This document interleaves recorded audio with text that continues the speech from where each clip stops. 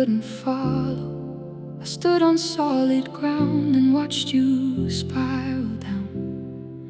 I memorized the shape of everything you borrowed from whatever thing was slowly pulling you around.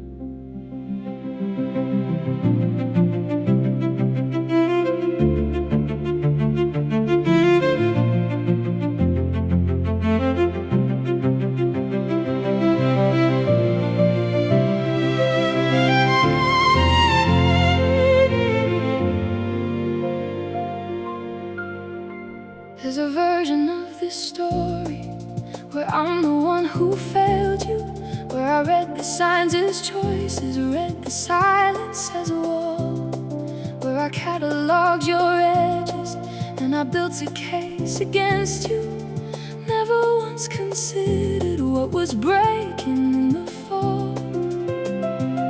The architecture of a person under pressure looks a lot like someone choosing to be cruel. I was fluent in my fear and nothing else, so I watched and I concluded and withdrew.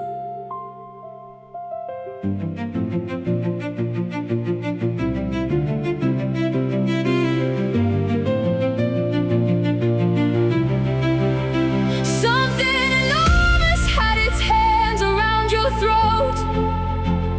Something neither of us had a name or map for. And I was building distance into every road I threw, like I was glad to watch you drift far. The water breaks eventually, and the lungs remember air, and the person I was terrified it vanished was surviving, still in there. I didn't lose you to the darkness, you were fighting in the deep, and